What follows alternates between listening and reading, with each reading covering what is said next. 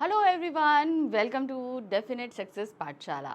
मैं आपकी हिंदी एजुकेटर रूपाली वर्मा। भाई हमेशा कोशिश करती हूँ कि एग्ज़ाम्स आपके जो आने वाले हैं उनमें आपको किसी तरह की परेशानी नहीं हो। अब परेशानी खड़ी कहाँ होती है? बात ये होती है कि भाई ये पता भी तो होना चाहिए कि परेशानी आप लोगों को आती कहाँ है। तो परेशानी का सबसे बड़ा कारण होता है किसी चैप्टर का समझ में नहीं आना। ठीक है, अब चैप्टर भी समझ में आ गया, सबसे बड़ा कारण यही है ना। और अगर मान लीजिए सारे चैप्टर आपको समझ में आ गए तो उसके बाद जो सेकंड चीज़ होती है जहां आप फंसते हो वो है क्वेश्चंस। क्वेश्चंस किस तरीके के पूछे जाएंगे, उनके आंसर किस तरीके से लिखने हैं, क्या सारी चीज़ें हमें करनी है, ये एक बात आती है। देखिए ऑब्जेक्टिव क्वेश्चंस में तो कोई परेशानी नहीं। क्वेश्चन दिया है, 4 ऑप्शंस दिए हैं, उसमें आप कोई भी एक सेलेक्ट करके आंसर अपनी आंसर कॉपी में लिख लीजिए। लेकिन बात आती है वर्णनात्मक प्रश्नों में। वर्णनात्मक प्रश्नों में क्या होता है, क्वेश्चन अलग अलग तरीके से पूछे जाते हैं।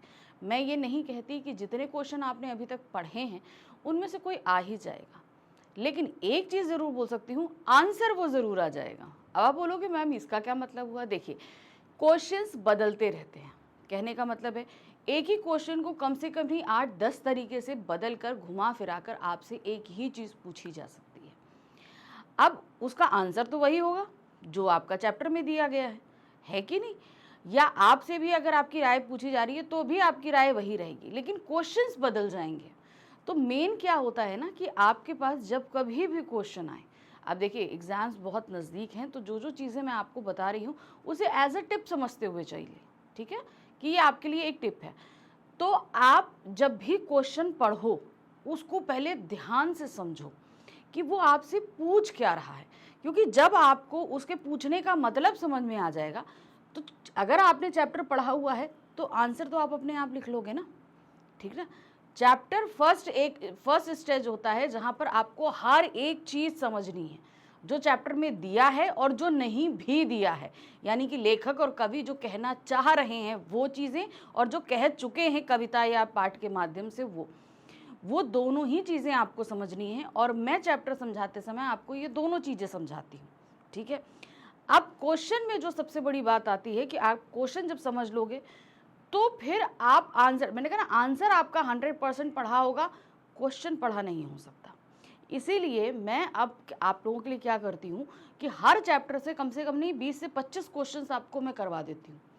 उस 20 से 25 क्वेश्चन में समझ लीजिए आपका पूरा चैप्टर रिवाइज हो जाता है, यानी कि चैप्टर के हर एक कोने से क्वेश्चन आ जाता है। तो इस तरीके से कहीं कोई गुंजाइश नहीं हम छोड़ते। तो आज भी हम कुछ ऐसा ही करने वाले हैं। हमने अपनी class 10th Hindi course B की बुक है स्पर्श भाग 2। ये बुक ऐसी है जिसमें से दोनों तरह के प्रश्न आ रहे हैं, ऑब्जेक्टिव और सब्जेक्टिव दोनों। ऑब्जेक्टिव करा चुकी हूँ, सब्जेक्टिव क्वेश्चन आजकल करा रही हूँ। तो इसमें मैं जो सब्जेक्टिव क्वेश्चन यानी कि वर्णनात्मक प्रश्न जो आपको करा रही हूँ वो हर चैप्टर से 20 से 25 है। तो आज जो हम चैप्टर लेकर आए हैं, तीसरी कसम के शिल्पकार शैलेंद्र। ये चैप्टर मैंने आपको अच्छी तरह पढ़ाया है कि शैलेंद्र जी ये फिल्म क्यों बनाना चाहते थे, बनाते समय इन्होंने किसको कास्ट किया, और उस कास्टिंग में बड़े बड़े कलाकारों को लेने के बाद साधारण सी फिल्म में कोई इफेक्ट ना पड़े, ये चीज़ भी उन्होंने ध्यान रखी। उसमें चाहे गाने हों, इवन इसमें इस पूरे पार्ट में सिर्फ उन्होंने तीसरी कसम फिल्म की मेकिंग के बारे में नहीं बताया, खुद शैलेंद्र जी के व्यक्तित्व के बारे में भी निकलकर और उभर कर आ रहा है कि किस तरीके के वो व्यक्ति रहे कि उन्होंने अपने सिद्धांतों के साथ समझौता कभी नहीं किया। वो जिस चीज़ को समझते थे वही चीज़ सबके सामने रखते थे। ये नहीं है कि उसमें थोड़ा मॉडिफिकेशन करें, थोड़ा इजी करें और सबके सामने परोसे, ऐसा कुछ उन्होंने नहीं किया। उन्होंने जैसे उन्होंने बताया ना कि 10 दिशाओं की जगह वो 4 दिशाएं करने के लिए राजी ही नहीं हुए। इसका रीज़न क्या था? उन्होंने कहा जब तक हम सामने वाले को बताएंगे नहीं तब तक वो जानेगा नहीं। वो 4 दिशाएं जानता है, हम 4 दिशाएं ही उसको बताएं, ये तो ज़रूरी नहीं है।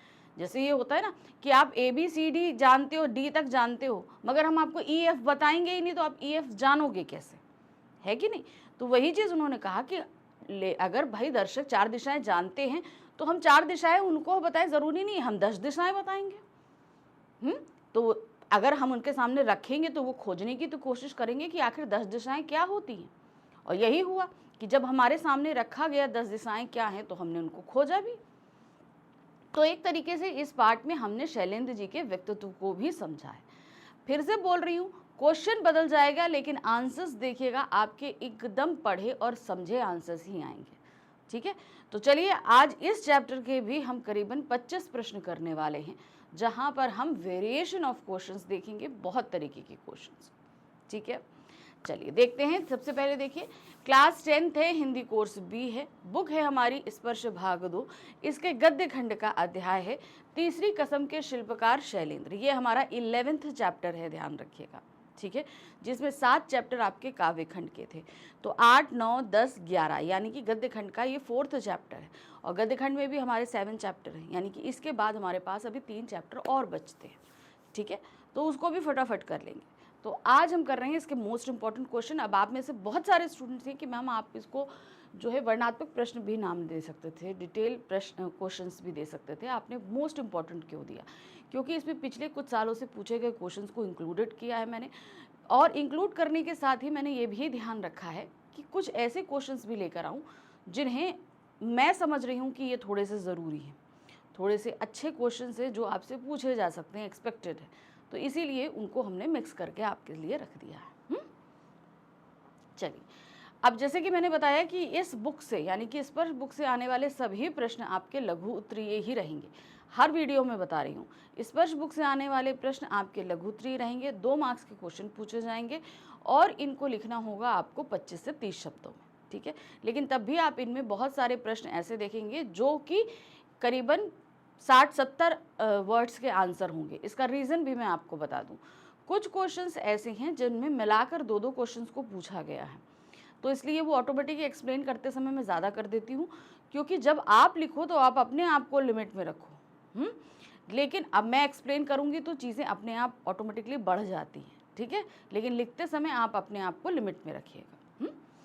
पहला प्रश्न है, राज कपूर ने फिल्म की कहानी सुनकर क्या प्रतिक्रिया व्यक्त करी? राज कपूर ने जब कहानी सुनी तो उन्हें कहानी तो अच्छी लगी, लेकिन कहीं ना कहीं उनको इस बात का डर था कि शायद ये फिल्म इतनी चल नहीं पाएगी।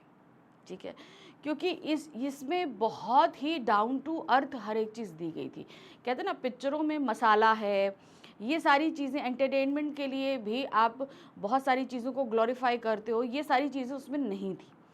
तो राज कपूर को कहीं ना कहीं इस बात का डर था, और इस डर को उन्होंने शैलेंद्र को अभिव्यक्त भी किया था। तो देखिए क्या है, राज कपूर शैलेंद्र के सच्चे मित्र थे। ठीक है, दोनों फ्रेंड्स थे। अब देखिए, शैलेंद्र क्या है ना, फिल्म इंडस्ट्री में बहुत पहले से थे, लेकिन एज अ डायरेक्टर नहीं, यानी कि निर्देशक नहीं, ना ही निर्माता, वो एक गीतकार के तौर पे थे। ठीक है, तो अब वो गीत लिखा करते थे, लेकिन इनको कहीं ना कहीं दिल की इच्छा थी कि वो एक पिक्चर भी बनाएं, इसीलिए उन्होंने ये इकलौती एक मूवी बनाई थी। तो गीतकार होने के नाते राज कपूर के साथ इनकी अच्छी मित्रता थी। शैलेंद्र ने राज कपूर से अपनी फिल्म में अभिनय करने का प्रस्ताव रखा, जिसके लिए वे तैयार भी हो गए, परंतु एक सच्चे मित्र के कर्तव्य का निर्वाह करते हुए उन्होंने शैलेंद्र को पहले ही इस फिल्म की असफलता के प्रति सचेत कर दिया था। क्योंकि अब यहाँ अब आप ये कहोगे कि राज कपूर जी को कैसे पता कि भाई ये फ्लॉप हो जाएगी? देखिए, जब ये बात चल रही थी फिल्म को लेकर और जब इन्होंने अभिनय करने के लिए वो राजी हो गए, तब तक ये अच्छे खासे बहुत बड़े एक्टर राज कपूर बन चुके थे। इवन हमें कहेंगे एशिया के शोमैन के रूप में जाने जाते थे। तो इतनी मूवी करने के बाद, सब कुछ करने के बाद, उन्हें इतना आइडिया तो था कि भाई आजकल के दर्शक किस तरह की फिल्म की डिमांड करते हैं। तो ये जो तीसरी कसम फिल्म थी ना, ये बहुत ही मतलब एक नेचुरल मूवी, जैसे हम लोग किसी फीलिंग को जैसे महसूस करते हैं, हमें जैसा दुख है, जैसा तकलीफ़ है, हम जिस तरीके से रहते हैं, वही चीज़ को फिल्म में दिखाई गई थी। हीरामन और हीराबाई के रूप में राज कपूर और वहीदा रहमान के तौर पर दिखाई गई थी। तो इसलिए राज कपूर ने कहा कि भाई इसमें आप कोई भी मसाला, कोई भी एंटरटेनमेंट नहीं रख रहे हो, तो हो सकता है शायद दर्शक इसे एक्सेप्ट ना करें, हो सकता है ये फ्लॉप हो जाए। तो उन्होंने इस चीज़ के लिए आगाह किया था।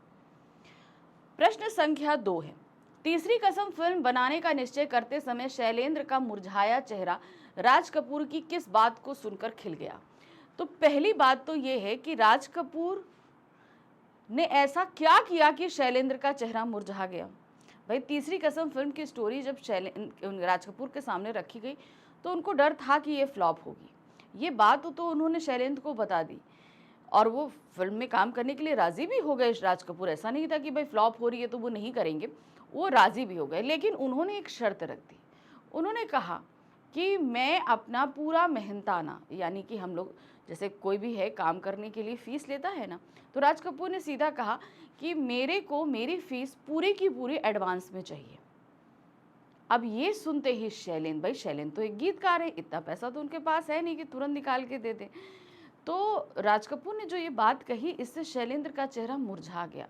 वो बहुत ही ज़्यादा परेशान हो गए कि भाई अब मेरी फिल्म में राज कपूर काम नहीं कर पाएंगे, मेरे पास इतना पैसा नहीं है। लेकिन दूसरे ही सेकंड जो है राज कपूर ने कहा कि लाओ मेरा पूरा मेहनताना 1 रुपये, यानी कि उस फिल्म को करने के लिए उन्होंने, पूरी फिल्म को करने के लिए मात्र 1 रुपये लिया था और उस 1 रुपये को वो एडवांस में मांग रहे थे।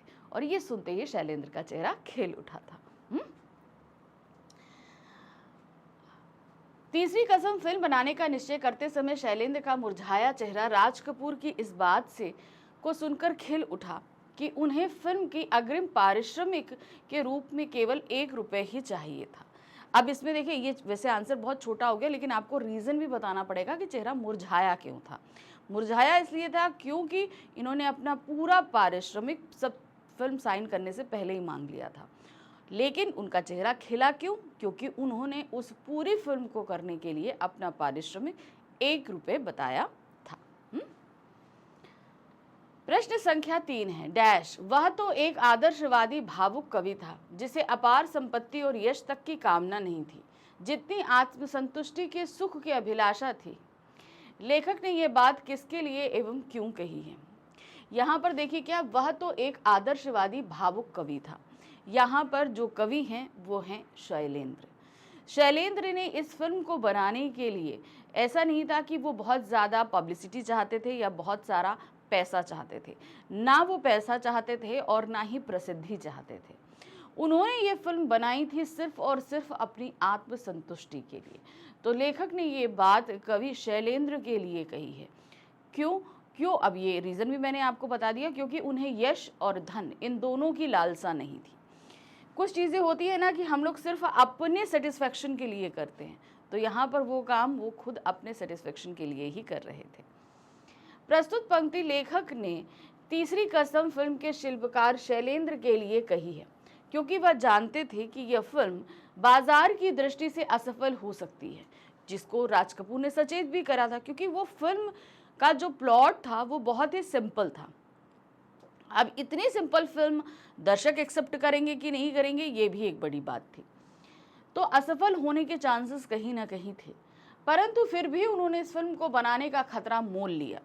उन्हें ना तो धन संपत्ति की अभिलाषा थी, उन्हें यह नहीं था कि ये फिल्म बनाएंगे तो हमें बहुत पैसा मिलेगा, ऐसा भी वो नहीं चाहते थे, और ना ही सम्मान की चाह थी।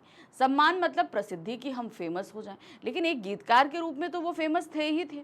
तो अब वो ये नहीं चाहते थे कि ये फिल्म बनाऊं और मैं एज अ डायरेक्टर भी फेमस हो जाऊं, ऐसा भी नहीं था। उनके लिए इस फिल्म निर्माण का एकमात्र उद्देश्य आत्मसंतुष्टि प्राप्त करना था, यानी कि अपने सेटिस्फेक्शन के लिए सिर्फ वो इस फिल्म को बनाना चाहते थे कि नहीं, मैं संतुष्ट हो जाऊं, इसलिए उन्होंने इसको बनाया था। प्रश्न संख्या 4 है, शैलेंद्र द्वारा उनकी फिल्म तीसरी कसम में व्यक्त करुणा को स्पष्ट कीजिए। अब जैसे मैंने बताया कि शैलेंद्र जी ने ये फिल्म जो बनाई, इसकी करुणा में किसी भी, या करुणा मतलब होता है जो दर्द है, जो तकलीफ है, जो उस फिल्म में दिखाई गई है वो एकदम नेचुरल है। आप मूवीज़ में देखते हैं ना कि अगर एक्शन हो रहा है तो वो एकदम ज़्यादा इतना होता है कि एक घूंसा मारा तो आदमी इतनी दूर उड़ के गया। कोई आदमी अगर उसको दुख है, तकलीफ है, तो इतना ज़्यादा दुख तकलीफ दिखाते हैं जैसे लगता है कि सारी दुख तकलीफ इन्हीं पे छूटी है। तो कहने का मतलब है, फिल्मों में दिखाई जाने वाली करुणा हो या प्रसन्नता हो, कोई भी सिचुएशन हो, उसमें कोई चीज़ों को बहुत ज़्यादा बढ़ा चढ़ा कर बता दिया जाता है, या इसको बोलते हैं बढ़ा चढ़ा कर व्यक्त करना, यानी कि ग्लोरीफाई करना। ग्लो का मतलब क्या होता है? चमकाना। तो किसी भी परिस्थिति को कुछ ज़्यादा ही चमकाकर व्यक्त कर दिया जाता है। लेकिन शैलेंद्र ने अपनी इस फिल्म तीसरी कसम में इस तरीके की किसी भी सिचुएशन को ग्लोरीफाई करने की कोशिश नहीं करी। जो करुणा, जो तकलीफ हीराबाई और हीना मन के पास में थी, उसको उसी रूप में ही प्रेजेंट किया गया है। और ये करुणा कहीं ना कहीं दर्शकों को अंदर तक झंझोर भी गई, इसीलिए फिल्म शुरू में तो नहीं चली लेकिन बाद में बहुत चली थी।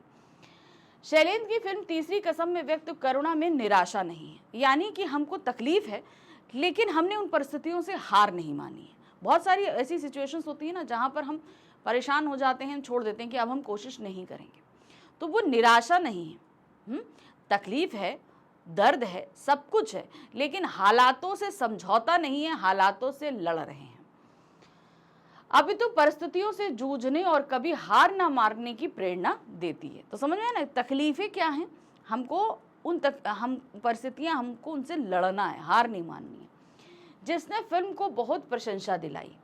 इस फिल्म में ऐसे लोगों की जिंदगी को अभिव्यक्त किया गया है जो बहुत ही गरीब हैं, जैसे कि हीरामन को ले लीजिए, जो कि एक गाड़ी चलाने वाला है, जिसके पास पैसा नहीं, जिसका कैरेक्टर राज कपूर ने निभाया।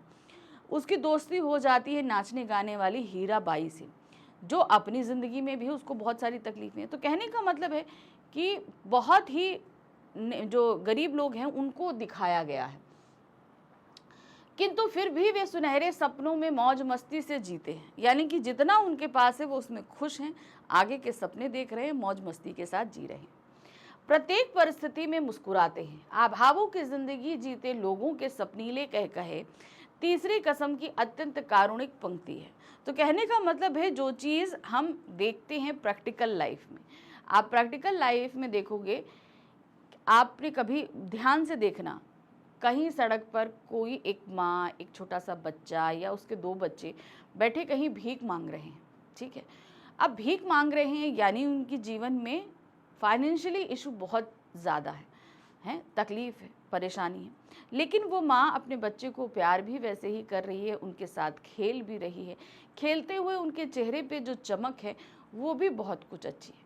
तो कहने का मतलब है, ये वो परिस्थितियाँ हैं जो हम रियल लाइफ में देखते हैं, उसे ही मूवी में दिखाया गया है कि हमारे जीवन में, हर किसी के जीवन में तकलीफ होती है। हम ये नहीं कह रहे कि गरीब लोगों के जीवन में ही तकलीफ होती है, लेकिन लेखक ने सिर्फ इतने गरीब लोगों को दिखाकर ये बताना चाहा है कि इनकी स्थितियां तो हमसे बहुत ज़्यादा गई गुजरी हैं, तब भी ये परिस्थितियों से समझौता नहीं करते, लड़ते हैं, मेहनत करते हैं, जीतते हैं, आगे निकलते हैं। वही चीज़ हमारे जीवन में भी ऐसी बहुत सारी, हम नहीं कह रहे कि आज हमारे जीवन में तकलीफ़ नहीं है या अंबानी लोगों के जीवन में, जो इतने अमीर हैं उनके जीवन में कोई तकलीफ़ नहीं होती। हर व्यक्ति के जीवन में अपने अपने लेवल की तकलीफ़ें होती हैं, लेकिन व्यक्ति क्या करे, उनसे हार नहीं माने, उनसे दुखी होकर नहीं बैठे, उन परिस्थितियों से लड़े, जूझे और आगे निकले। यही इस कहानी का मर्म रहा और यही इसकी करुणा रही जो हमने इस फिल्म में पाई, और इसीलिए इस फिल्म में प्रशंसा भी बहुत पाई। प्रश्न संख्या 5 है, राज कपूर ने एक साथ 4 फिल्मों के निर्माण की घोषणा की, इससे क्या पता चलता है?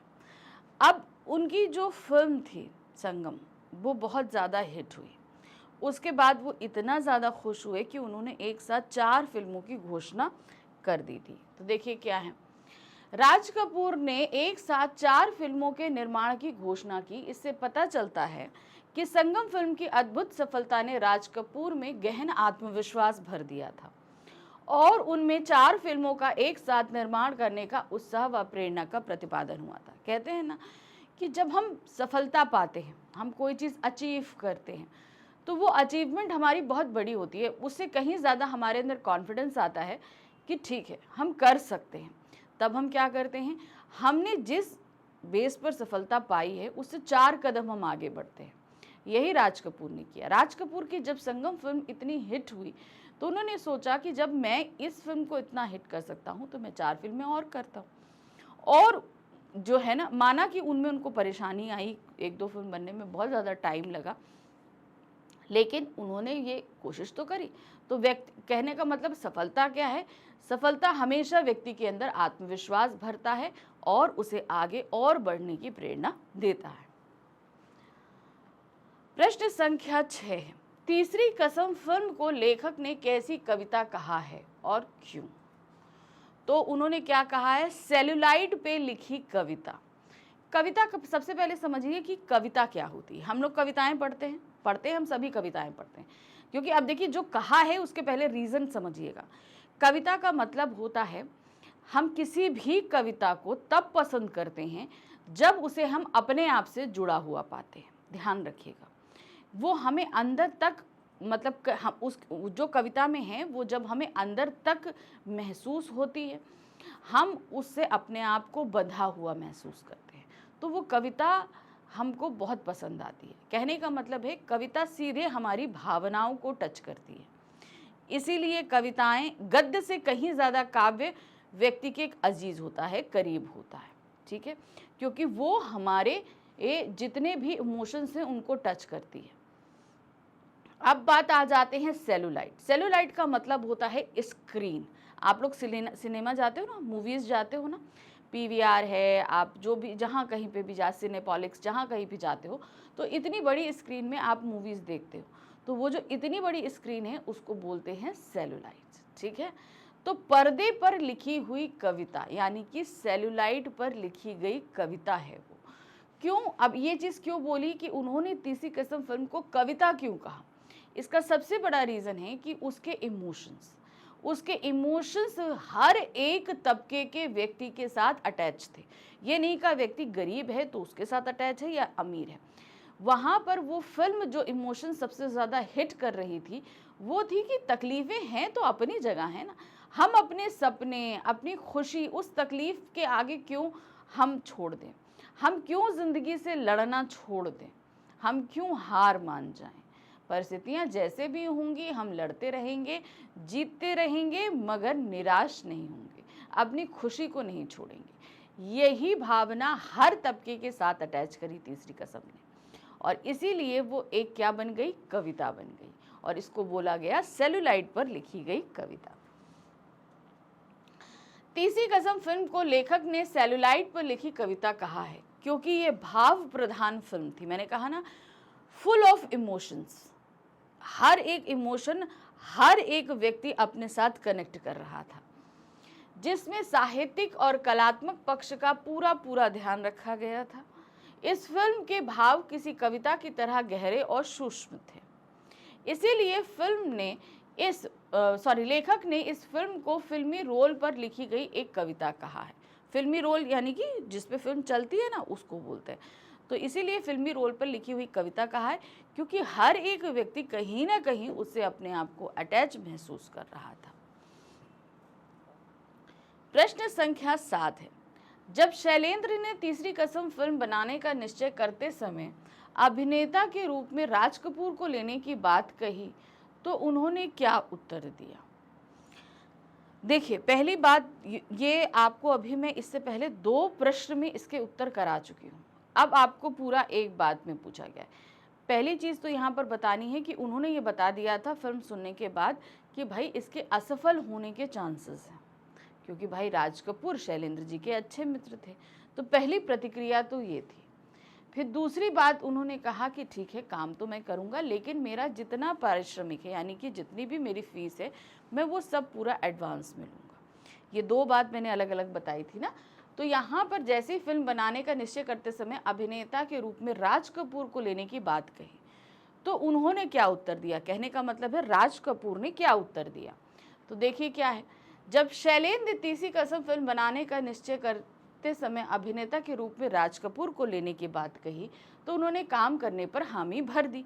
उन्होंने हामी तो भर दी थी, लेकिन उसके साथ ही साथ आप यहाँ पर ये एलिमेंट ज़रूर इस्तेमाल करना कि फिल्म की कहानी सुनने के बाद उन्होंने इसके असफल होने के अंदेशों को शैलेंद्र के सामने प्रकट कर दिया था, और साथ ही साथ फिल्म में काम करने की हामी भी भरी। लेकिन हामी भरते ही उन्होंने एक शर्त सामने रखी शैलेंद्र के, और यह शर्त थी, परंतु उन्होंने एक शर्त रख दी कि उन्हें इस फिल्म में काम करने का पारिश्रमिक अग्रिम चाहिए और एक साथ चाहिए, यानी कि एक साथ पूरा का पूरा जितना पैसा उनकी फ़ीस का बनता है वो एक साथ वो लेंगे। ठीक है भाई, आजकल के तो फिल्म स्टार करोड़ों में लेते हैं फ़ीस, लेकिन उस समय तो लोग लाखों में लेते होंगे ना जब ये फिल्म बनी होगी। तो अब इतना पैसा एक साथ एक फिल्म स्टार को दे देने में शैलेंद्र भी परेशान हो गए थे। तीसरी कसम फिल्म के साथ दुखद सत्य क्या है? सबसे दुखद सत्य जो है वो है उसके लिए डिस्ट्रीब्यूटर्स का ना मिलना। ये एक बात, इतनी अच्छी फिल्म थी लेकिन इसकी पब्लिसिटी नहीं हुई, सब कुछ नहीं हुआ। इसमें इतने बड़े बड़े कलाकार थे, संगीतकार थे, जय किशन जो है वो संगीतकार थे, राज कपूर ने काम किया था, वहीदा रहमान ने काम किया था, मतलब उस समय के सभी फेमस लोग इसके अंदर थे। उसके बावजूद इस फिल्म के लिए डिस्ट्रीब्यूटर्स नहीं मिल रहे थे। तीसरी कसम फिल्म को बनाने में शैलेंद्र ने बहुत मेहनत की। अभिनेता राज कपूर और अभिनेत्री वहीदा रहमान ने अपने अपने चरित्रों में पूरी जान डाल दी। आप उस फिल्म को देखेंगे कि जब ये फिल्म राज कपूर ने की तो उस समय वो बहुत ही फेमस एक्टर के रूप में जो है एस्टेब्लिश हो चुके थे, एवं एशिया के शोमैन के रूप में एस्टेब्लिश हो चुके थे। लेकिन उन्होंने जब इस फिल्म में एक गाड़ी वान की भूमिका निभाई तो वो वाकई वो गाड़ी चलाने वाले लग रहे थे। उसमें कहीं पे भी 1% राज कपूर नहीं झलक रहा था, वो पूरा का पूरा हीरामन ही दिखाई दे रहा था। तो उस समय अब सभी ने अपने चरित्रों के साथ बहुत अच्छी एक्टिंग करी थी। बात करें अगर वहीदा रहमान की तो वो भी बहुत फेमस एक्ट्रेस थी उस समय, लेकिन उस समय उन्होंने बहुत ही सिंपल कैरेक्टर किया और बहुत ही मतलब क्या कहते हैं, जो हीराबाई का जो रोल था उसमें वहीदा रहमान कहीं नहीं झलक रही, खुद हीराबाई ही समझ में आती है कि सच में वो नाचने गाने वाली कोई है। इसके बाद भी जब इस फिल्म के वितरण की बात उठी, किसी भी वितरक ने इस फिल्म को खरीदने में रुचि नहीं दिखाई। अब क्या था कि कोई भी इसके लिए डिस्ट्रीब्यूटर होता है ना, फिल्म बनने के बाद डिस्ट्रीब्यूटर्स इसे खरीदते हैं, लेकिन उसे कोई भी खरीदने के लिए तैयार नहीं हुआ वितरक। अब इसका सबसे बड़ा रीज़न अगर आप पूछोगे तो उसका रीज़न क्या था? रीज़न वही था कि इस फिल्म में कोई भी मसाला नहीं था। उस समय के हिसाब से जो मसाला, तड़का, चीज़ों को बढ़ा चढ़ा कर बताना, ये सारी चीज़ें उस फिल्म के अंदर थी ही नहीं, इसलिए डिस्ट्रीब्यूटर उसे खरीदने के लिए राज़ी नहीं हो रहे थे। उन्हें डर था कि ये फिल्म हम खरीद तो लें पर पता नहीं आगे चलेगी कि नहीं चलेगी, इस बात का डर भी उनको था। प्रश्न संख्या 9 है, क्या दिया गया है? एक कलाकार पूरी तरह उपभोक्ता की रुचियों को प्रभावित कर सकता है। तीसरी कसम के शिल्पकार शैलेंद्र पाठ के आधार पर बताइए। एक कलाकार मतलब एक्टर, उपभोक्ता की रुचियों, उपभोक्ता, अब कलाकार कौन है? कलाकार जैसे यहाँ पर फिल्म अभिनेता, अब उपभोक्ता कौन है? हम।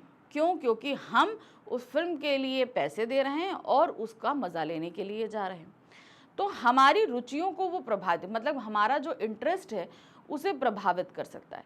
जाहिर सी बात कर सकता है। आप फिल्म देख लीजिए, पहली फिल्म में जो आती थी वो क्या होती थी? मार धार, मार काट, पता नहीं कितना कितना, ये किडनैपिंग, वो किडनैपिंग। धीरे धीरे वो ट्रेंड बदला कि नहीं? अब फिल्मों का जब ट्रेंड बदला तो हमने उस तरह की मूवीज़ देखनी शुरू करी। जैसे आप बाहुबली साइड की फिल्म मूवीज़ देख लो, हम लोगों ने वो मूवीज़ कितनी प्रेजेंट करी। उसके बाद आप आ जाइए, आजकल साउथ की मूवीज़ बहुत चल रही हैं। तो कहने का मतलब है हमें इन फिल्मों के माध्यम से हमारी रुचियों को आसानी से प्रभावित किया जा सकता है।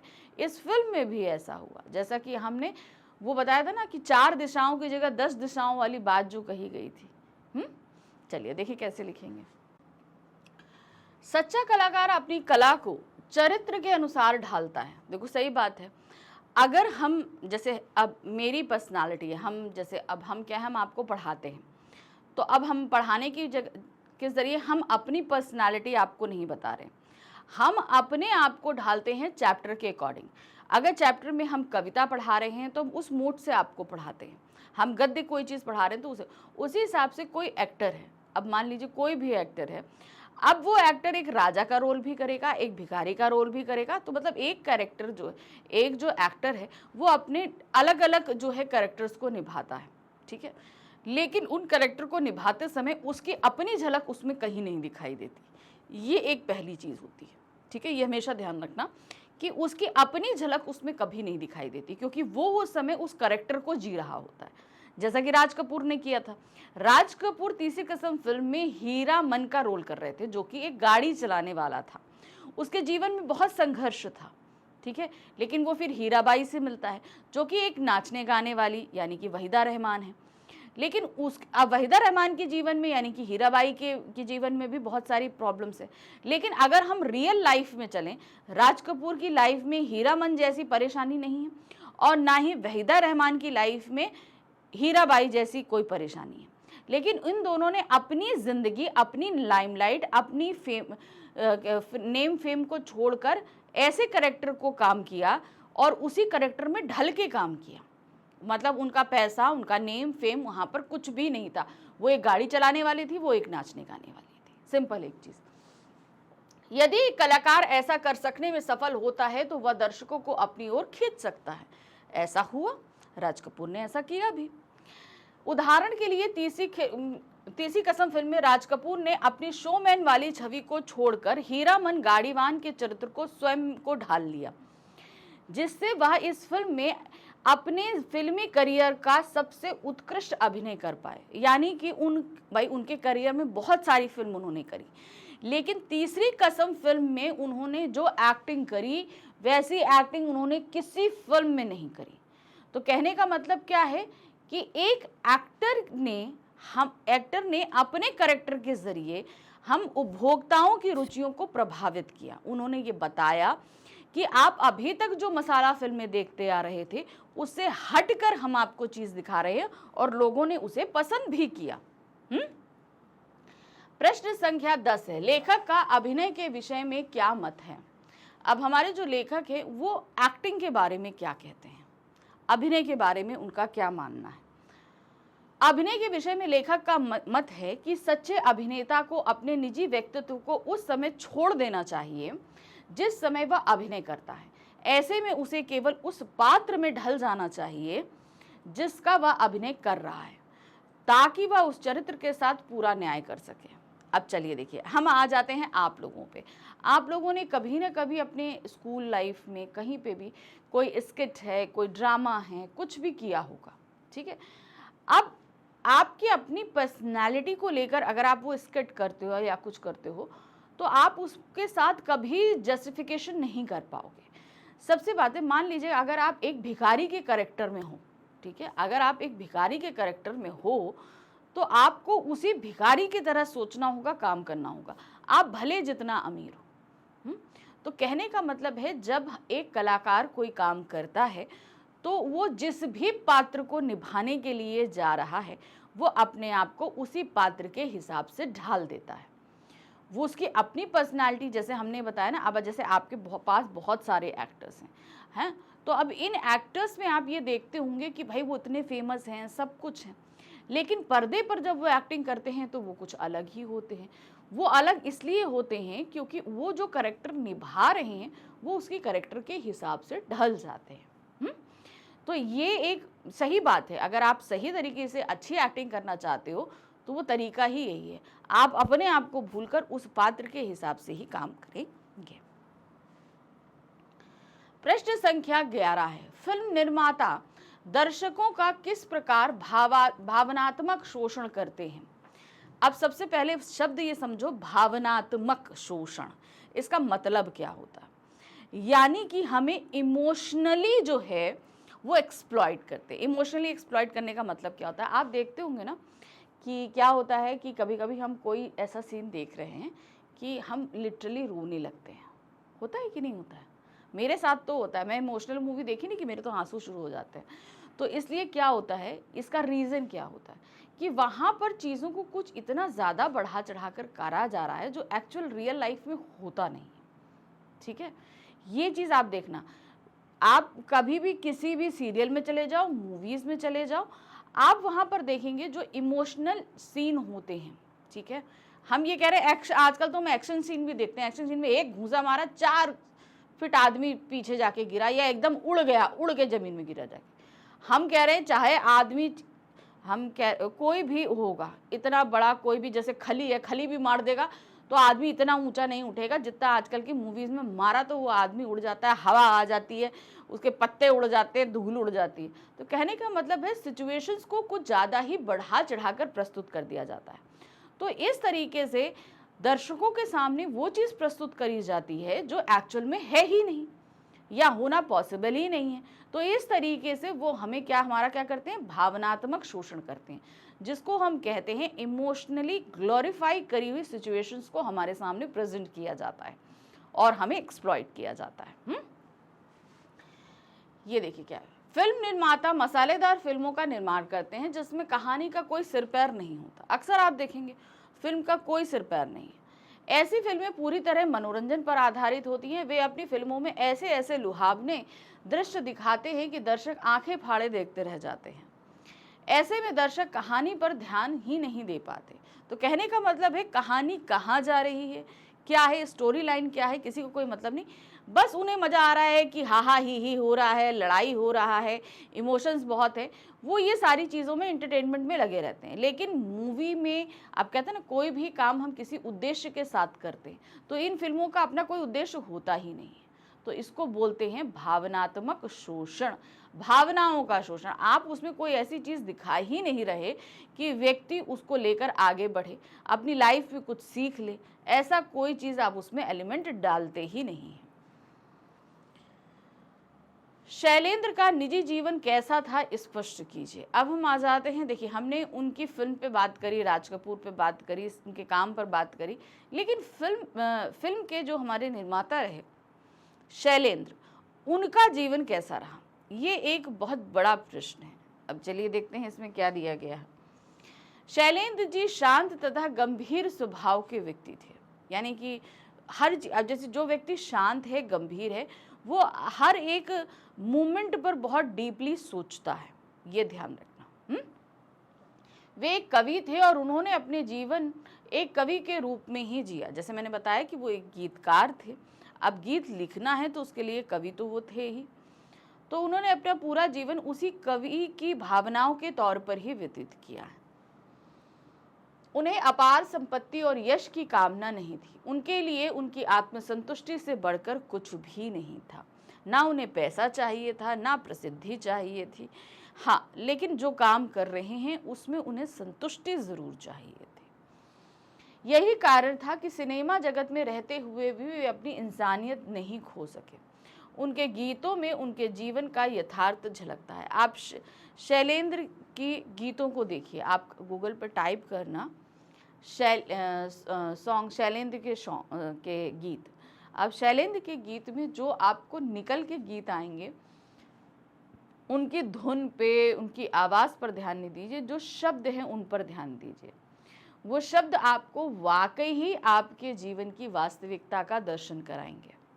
कहने का मतलब है वो जो चीज़ें लिखते थे, जिन शब्दावलियों का इस्तेमाल करते थे, वो व्यक्ति के दिलो दिमाग पर छाते थे। इसका रीज़न ये था क्योंकि वो सभी व्यक्तियों के साथ कनेक्ट कर पाते थे। उनमें कोई भी वो बढ़ा चढ़ाकर चीज़ों को व्यक्त नहीं करते। जो चीज़ें रियलिटी हैं उन्हीं के साथ उन्हें व्यक्त किया जाता था। प्रश्न संख्या 13 है, तीसरी कसम ने राज कपूर को किस तरह ऊंचाई प्रदान करी। आप देखिए क्या है, तीसरी कसम फिल्म को देखिए वितरक नहीं मिले।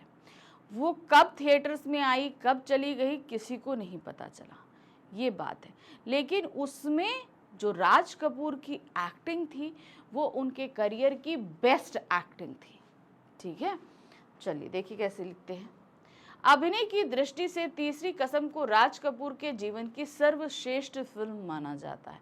यानी कि उन्होंने इस फिल्म में जो एक्टिंग करी, ऐसी एक्टिंग मुझे नहीं लगता कि उन्होंने किसी और फिल्म में करी होगी। अगर आप वाकई इसको जानना चाहते हो तो एक बार ये फिल्म देखना ज़रूर। ठीक है, इस फिल्म ने राज कपूर को एक अभिनेता के रूप में पूरी तरह स्थापित कर दिया कि एक एक्टर कैसा होता है। ये बात जो है इस फिल्म को करने के बाद राज कपूर जो है उस पॉइंट तक पहुंच गए एक सफल अभिनेता के रूप में। वह हीरामन के व्यक्तित्व में ढलकर उसके साथ एकाकार हो गए। इस फिल्म में वे मासूमियत के शिखर पर पहुंचे हुए प्रतीत होते हैं। यानी मासूमियत के शिखर का मतलब आप जानते हैं कि बहुत ही, आप उनमें देखेंगे ना, एकदम मासूम सा चेहरा है, सब कुछ है। तो उनका कहने का तात्पर्य ये है कि वो बहुत ही इमोशनली वहाँ पर चीज़ों को प्रेजेंट करने में सफल रहे हैं। प्रश्न संख्या 14 है, तीसरी कसम फिल्म विशेष किस प्रकार बन गई। अब सबसे बात है कि जो फिल्म जिसे कोई वितरक लेने को तैयार नहीं था, तो वो इतनी विशेष बनी कैसे, इतनी खास बनी कैसे, बात यह है। तीसरी कसम फिल्म हिंदी साहित्य के प्रसिद्ध कहानीकार फणीश्वर नाथ रेणु की प्रसिद्ध रचना पर बनी है। ठीक है, तो ये क्या कहते हैं, बहुत ही प्रसिद्ध उनकी है रचना, मारे गए गुलफाम, उन पर बनी हुई है।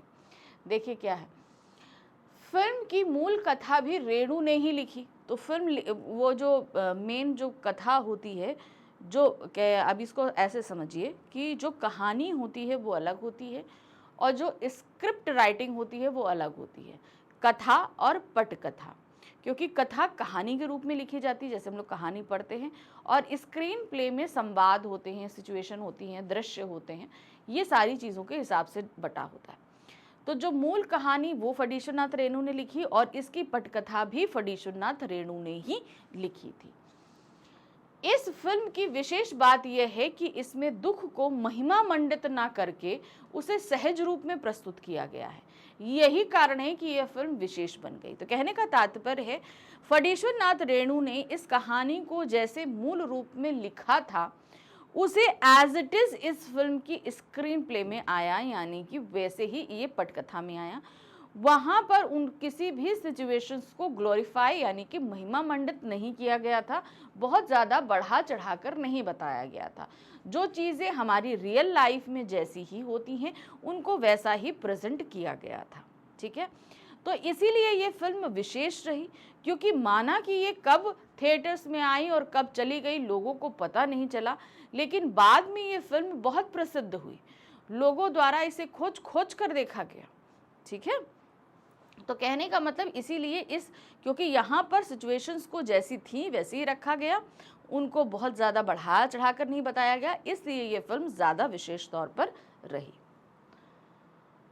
प्रश्न संख्या 15 है, हमारी फिल्मों में त्रासद स्थितियों का चित्रांकन ग्लोरीफाई क्यों कर दिया जाता है? तीसरी कसम फिल्म के शिल्पकार शैलेंद्र के आधार पर बताइए।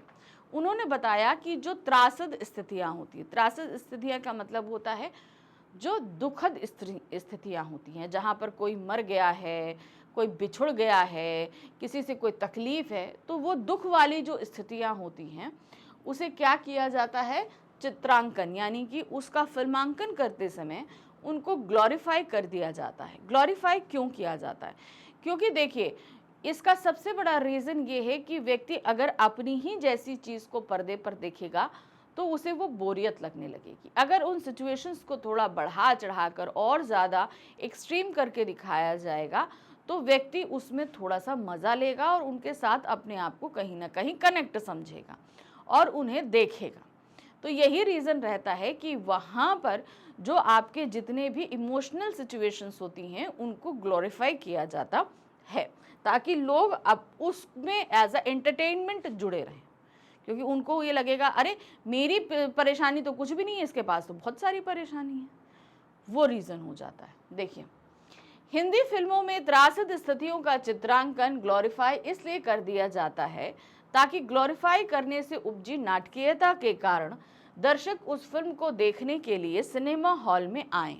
क्योंकि देखिए, अगर हम उसको एज इट इज़ जैसा हम अपनी रियल लाइफ में महसूस कर देख रहे हैं, अगर वही चीज़ हम फिल्म के पर्दे पर देखेंगे तो शायद हम उसे सिनेमा हॉल में देखने जाएंगे ही नहीं, क्योंकि जो तो कहेंगे जो हमारी लाइफ में वही तो वहाँ घट रहा है, उसमें कौन सी बड़ी बात है, तो लोग जाएंगे नहीं।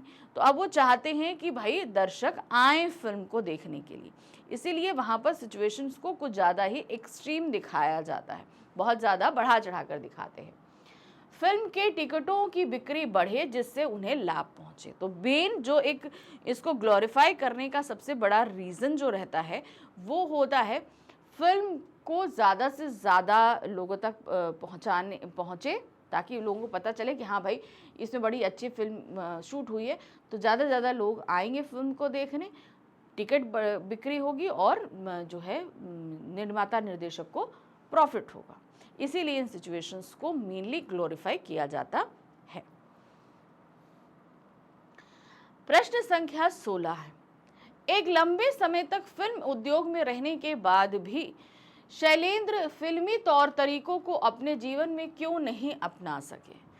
क्योंकि उनका व्यक्तित्व ऐसा नहीं था, वो उनका स्वभाव जो है वो बिल्कुल चूंकि वो एक कवि थे, पहले ये समझिएगा कि वो एक कवि थे, तो एक कवि जो होता है उस पे बाहरी जीवन का आकर्षण बहुत जल्दी नहीं पड़ता है, क्योंकि वो अपनी स्थितियों और परिस्थितियों के हिसाब से ही कवि बना है, तो वो उनके साथ अटैच रहता है, बाहर के आकर्षण में जल्दी फंसने नहीं पाता। तो शैलेंद्र का व्यक्तित्व ही उन्हें इस फिल्मी जगत की चकाचौंध में फंसने से रोका रहा। शैलेंद्र मूल रूप से एक कवि हैं और उससे भी पहले एक अच्छे इंसान हैं। जैसे मैंने बताया कि उनका व्यक्तित्व और उनका जो कवि होना है, ये दोनों ही बहुत बड़ी बात है अपने आप में। इसीलिए एक लंबे समय तक फिल्म उद्योग में रहने के बाद भी वह फिल्मी तौर तरीकों को अपने जीवन में नहीं अपना सके। उनके अपने आदर्श, जीवन मूल्य और परंपराएं थी जिनका वह पूरी तरह पालन करते थे। अब चूंकि वो एक भाई उन्होंने फिल्म तो बनाई तीसरी कसम, लेकिन उससे पहले एक गीतकार के रूप में वो बहुत साल अभी तक इंडस्ट्री में रह चुके थे, लेकिन इंडस्ट्री के तौर तरीके इसलिए उनके अंदर नहीं आने पाए थे। इसका सबसे बड़ा रीज़न ये था कि वो उनकी पर्सनालिटी, क्योंकि उन्होंने अपने जीवन के कुछ रूल बनाए थे और वो उन्हीं रूल्स पे चलते थे, जिनको हम नैतिक मूल्य कह सकते हैं, परंपराएं बोल सकते हैं, वो उन्हीं पर चलते थे। इसीलिए फिल्मी तौर तरीके उनके ऊपर हावी नहीं होने पाए। वह कहानी, गीत, संगीत आदि के क्षेत्र में भी इंसानियत और मानवीय संवेदनाओं को बहुत महत्व देते थे। उन्होंने अपने जीवन मूल्यों से कभी भी समझौता नहीं किया, यानी कि वो जो उनके क्या कहते हैं ना, हमारे बिहेव करने के जो तरीके होते हैं, दूसरों को देखने समझने के जो तौर तरीके होते हैं, उन्होंने समय के साथ उन्हें बदला नहीं। जो शुरू में वो जिस तरीके से थे वो बाद में भी वैसे ही रहे। यहाँ तक कि जब वह अपनी पहली फिल्म का निर्माण कर रहे थे तब भी उन्होंने मानवीय गुणों, मानवीय संवेदनाओं को नहीं छोड़ा और उन्हें अपनी फिल्म में स्थान दिया। तो कहने का मतलब क्या है, मानवीय गुण और मानवीय संवेदनाएं उन्होंने हीरामन के तौर पर फिल्म में रखी। और आज हम जब वो फिल्म देखते हैं तो हम यहाँ देखते हैं कि एकदम एक जैसे गाड़ीवान होता है, उसकी लाइफ में जैसी परेशानियां होती हैं वही चीज़ हम उसके अंदर देख रहे हैं। कलाकार के लिए उसकी कला ही सबसे अधिक महत्वपूर्ण होती है, इस बात को वे अच्छी तरह समझते थे। एक कलाकार क्यों पहचाना जाता है? एक कलाकार अपनी कला के कारण पहचाना जाता है। अब जैसे मैं अगर अपनी बात करूं तो मेरी पहचान है एज अ हिंदी टीचर की, कि मैं आपको हिंदी अच्छे से समझा लेती हूं। तो ये मेरी कला है, ये मेरी जो तौर तरीके हैं, ये मेरी पहचान है। अगर मैं यहाँ पर ये काम छोड़ दूँ कि मैं आपको अच्छी तरह ना समझाकर सिर्फ वर्बली पढ़ते हुए चली जाऊं, तो शायद मैं सही से काम नहीं करूंगी, है ना। तो कहने का मतलब है मैं पहचानी अपनी कला के कारण जाती हूँ, तो उसके साथ मेरा पूरा जस्टिफिकेशन होना चाहिए। उसके साथ किसी भी तरह का समझौता कर दिया तो मेरा तो अपने आप में एक रूप ही खत्म हो जाएगा, है ना।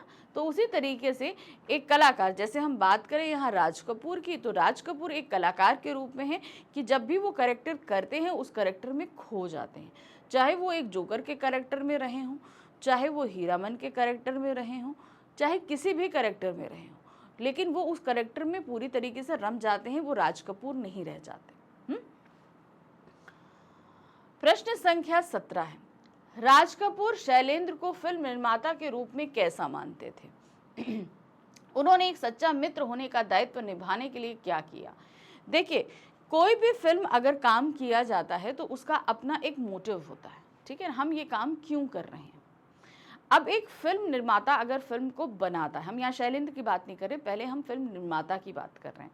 यानी कि कोई भी अगर निर्देशक है, वो किसी फिल्म को बना रहा है तो वो ये सोच कर बनाता है कि ये फिल्म मैं बहुत अच्छी बनाऊंगा और बहुत प्रॉफिट कमाऊंगा, यानी कि वो प्रॉफिट के लिए काम करता है, नेम फेम के लिए काम करता है, ठीक है।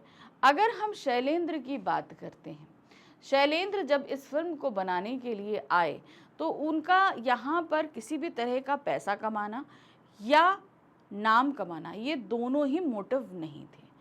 वो सिर्फ इस फिल्म इंडस्ट्री में काफ़ी समय से थे एक गीतकार के रूप में। वो बहुत फिल्मों का निर्माण होते देख करते आए थे, तो उनका अंदर से कहीं एक इच्छा थी कि वो भी एक फिल्म बनाएं। तो ये जब इन्होंने तीसरी कसम फिल्म बनाने की ठानी तो ये उनके अपने सेटिस्फेक्शन के लिए थी, अपनी आत्मसंतुष्टि के लिए थी। ये चीज़ आपको समझनी है। तो फिल्म राज कपूर को अगर हम देखें तो राज कपूर ये कहते थे कि आप जिस तरीके के इंसान हैं, आप एक फिल्म निर्माता के रूप में, निर्देशक के रूप में सही नहीं बैठते हैं, क्योंकि निर्माता निर्देशक अपनी फिल्म को अच्छा बनाने के लिए बहुत तरीकों की चीज़ों का इस्तेमाल करते हैं जो आप नहीं कर सकते हैं, है ना। राज कपूर एक प्रतिभाशाली अभिनेता और निर्माता निर्देशक थे, क्योंकि वो फिल्म सिर्फ एक्टिंग नहीं करते थे, उन्होंने बहुत सारी फिल्म को डायरेक्ट भी किया था और स्पॉन्सर भी किया था। वे जानते थे कि शैलेंद्र एक कवि का हृदय रखते हैं। वो फिल्म निर्माता के रूप में मसालेदार फिल्में नहीं बना सकते, क्योंकि देखिए अगर हमें फिल्म अच्छी चलानी है तो उसमें मसाला डालना पड़ेगा, लेकिन शैलेंद्र ऐसे स्वभाव के नहीं हैं। ये चीज़ राज कपूर जानते थे, जो बाजार में बिकती हैं तो मसालेदार फिल्मों को ही वितरक खरीदते हैं। देखो यही हुआ, जब उन्होंने तीसरी कसम फिल्म बनाई थी तो कोई वितरक आया था खरीदने? नहीं आया था, क्योंकि उसमें कोई मसाला ही नहीं था, इसलिए उसे कोई खरीदने को तैयार नहीं था। सच्चा मित्र होने के कारण उन्होंने न केवल शैलेंद्र की पहली फिल्म में काम करने को हामी भर दी कि ठीक है मैं तैयार हूं, मैं आपकी फिल्म में काम करूंगा, अपितु पारिश्रमिक के रूप में केवल 1 रुपया लेकर शैलेंद्र के आर्थिक बोझ को काफ़ी हद तक हल्का करने की भी कोशिश करी। वो जानते थे कि शैलेंद्र फिल्म बना रहे हैं तो उनके ऊपर पैसे, फाइनेंशियली बर्डन बहुत रहेगा। तो उन्होंने, अब चूंकि शैलेंद्र का मन था कि राज कपूर काम करें, तो राज कपूर ने हामी तो भर दी, लेकिन अब राज कपूर एक अच्छे मित्र थे।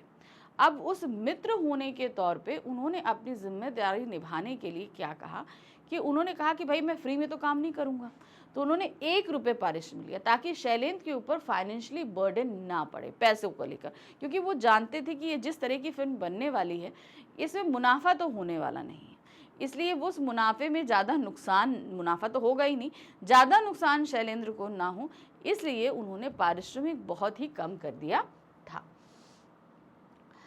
क्योंकि वे जानते थे कि इस फिल्म को बनाकर शैलेंद्र को कोई आर्थिक लाभ होने वाला नहीं है, यानी कि इनको कोई प्रॉफिट नहीं होगा, ये चीज़ वो जानते थे। इसीलिए राज कपूर ने अपने पारिश्रमिक को 1 रुपये कर दिया था।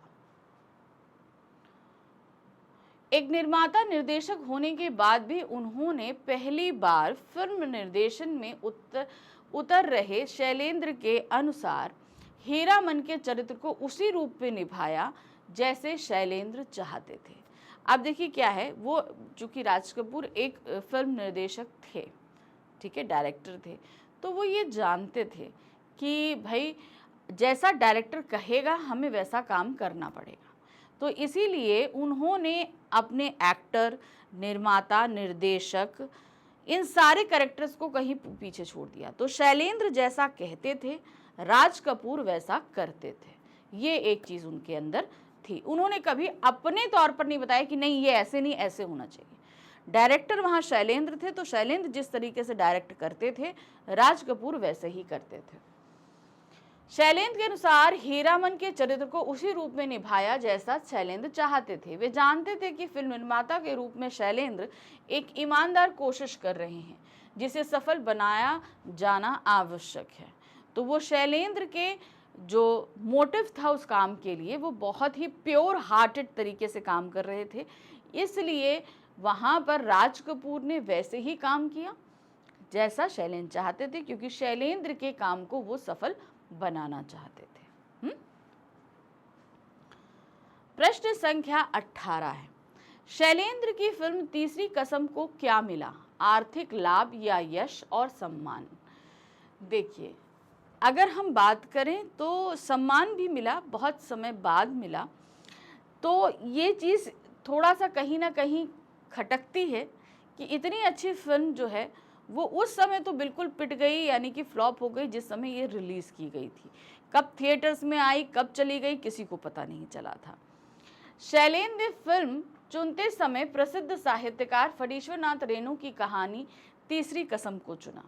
उन्होंने फिल्म में राज कपूर, वहीदा रहमान और संगीतकार शंकर जयकिशन को लिया, लेकिन यह फिल्म आर्थिक रूप से शैलेंद्र के लिए सफल नहीं रही, यानी कि उन्हें पैसा प्राप्त नहीं हुआ। इसकी जगह उन्हें इस फिल्म के निर्माण के लिए अनेक पुरस्कार मिले, यानी कि उन्हें बहुत ज़्यादा सम्मान, जैसे होता है ना फिल्म फेयर अवार्ड्स वगैरह जो होते हैं, ऐसे अवार्ड्स मिले।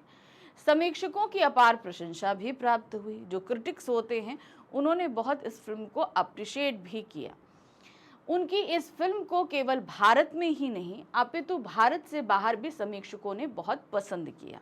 यानी कि बाहर बहुत सारे फिल्म फेस्टिवल्स होते हैं ना, तो उसमें फिल्म जाती है तो वहाँ पर भी क्रिटिक्स ने इसे बहुत अप्रिशिएट किया और इसके कला पक्ष की बहुत प्रशंसा करी। इस प्रकार कह सकते हैं कि शैलेंद्र की फिल्म तीसरी कसम को यश और सम्मान मिला, यानी कि उन्हें बहुत ज़्यादा सम्मान भी मिला, प्रसिद्धि भी मिली, लेकिन हाँ, आर्थिक लाभ जो मिलना चाहिए वो नहीं मिला। इसका सबसे बड़ा कारण था कि फिल्म को जब रिलीज किया गया ना, तो उस समय डिस्ट्रीब्यूटर्स का ना मिलना क्योंकि फिल्म में कोई मसाला नहीं था, इसलिए डिस्ट्रीब्यूटर्स उसको खरीदने के लिए तैयार नहीं थे, इसलिए फिल्म उस समय नहीं चल पाई और इसलिए आर्थिक लाभ प्राप्त नहीं हुआ। लेकिन हाँ, फिल्म जब बाद में चली तो बहुतों लोगों ने बहुत प्रशंसा भी करी, सब कुछ हुआ, यानी कि यश और सम्मान तो मिला, लेकिन जो एक पैसा मिलना चाहिए था वो उनको इससे प्राप्त नहीं हुआ था। प्रस्तुत पाठ के आधार पर राज कपूर के चरित्र की विशेषताएं लिखिए। राज कपूर को कौन नहीं जानता, हम सब जानते हैं। इतने फेमस एक्टर, इतना अच्छी एक्टिंग करते हैं, निर्माता के क्षेत्र में भी आए, निर्देशक के क्षेत्र में ही आए। पृथ्वीराज कपूर के से चला आ रहा ये ख़ानदान आज ना जाने कितने सारे ये जो है कपूर एक्टर्स को हमारे सामने रख चुका है और अभी आगे रखेगा भी। लेकिन जो है राज कपूर ने अपनी जो इमेज बनाई वैसी इमेज आज तक कोई नहीं बना पाया। उसका सबसे बड़ा रीज़न था उनका व्यक्तित्व। उनकी व्यक्तित्व में झलकती उनकी छवि ने उन्हें एक बहुत फेमस एक्टर ही नहीं, एक व्यक्ति भी बनाया। तो इनकी बहुत सारी विशेषताएं हैं।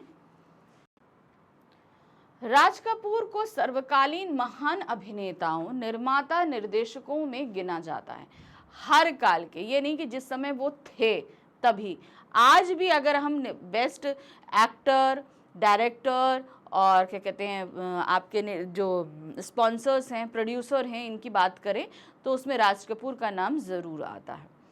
राज कपूर के नाम अनेक लोकप्रिय तथा चर्चित हिट फिल्में हैं।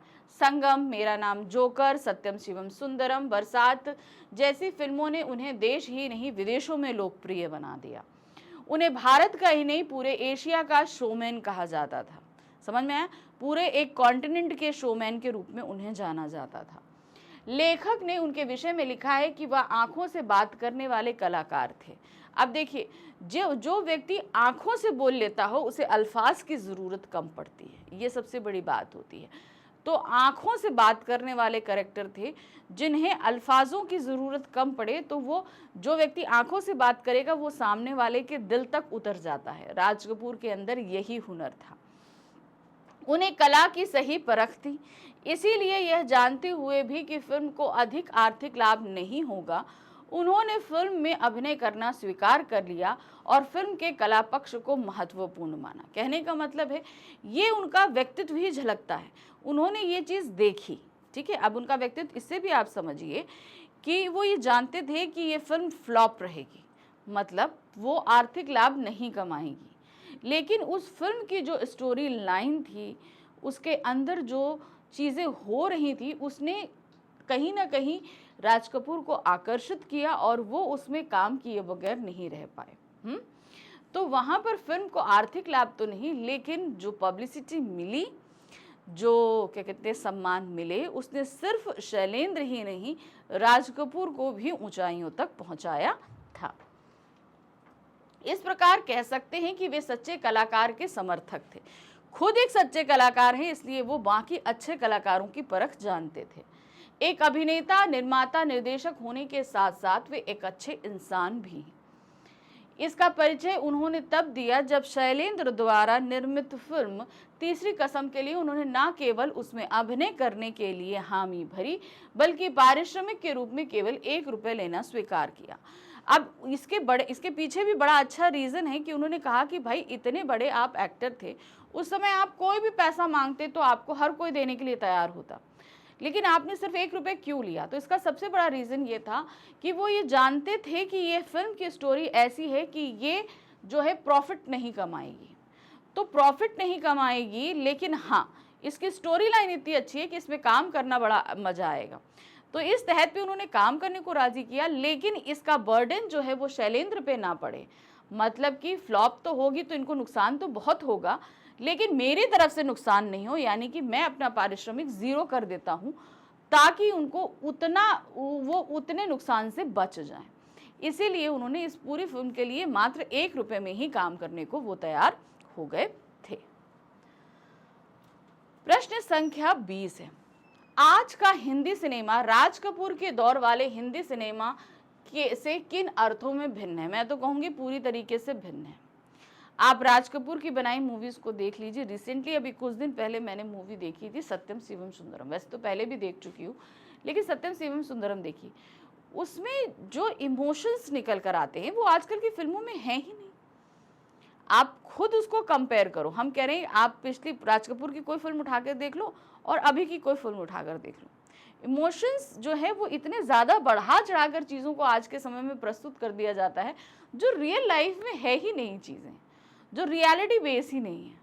तो वो रियलिटी हम जो अब चूँकि देखिए अगर रियलिटी नहीं होगी तो हम अपने आप को कनेक्ट नहीं कर पाएंगे उस फिल्म से।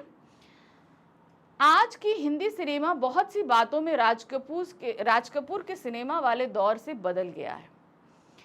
नई तकनीकों के विकास ने फिल्मों का प्रदर्शन कौशल एवं व्यवसाय तो बढ़ाया है, यानी कि लोगों ने अब घरों से निकलकर फिल्में देखना शुरू किया है, यानी कि ये बिजनेस बढ़ा है। लेकिन राज कपूर के जमाने में बनने वाली फिल्मों के प्रमुख गुण, उद्देश्य एवं संदेश को आज की फिल्मों में कम जगह मिलती। पिक्चर बनाना है, उसके पीछे आप क्या मॉरल वैल्यू लोगों के सामने प्रस्तुत कर रहे हो, इससे किसी को कोई सरोकार नहीं है। अब कहते हैं ना, कोई भी काम कर रहे हो तो उसके पीछे कोई उद्देश्य होता है। तो ये फिल्म बना रहे हैं, लेकिन उस फिल्म से लोगों को क्या संदेश मिलेगा, इससे कोई मतलब नहीं होता। आज फिल्मों के कथ्य में मार्मिकता घटी है। मार्मिकता यानी कि जो मर्म होना चाहिए, लोगों से कनेक्ट होना चाहिए, जुड़ाव होना चाहिए, जो असलियत होनी चाहिए, वो सारी चीज़ें मिलती ही नहीं है। सामान्य जीवन से उसका जुड़ाव कम हुआ, यानी कि रियलिटी जो हम जैसे हमने कहा कि रियलिटी से कहीं ना कहीं वो कनेक्ट होती ही नहीं है।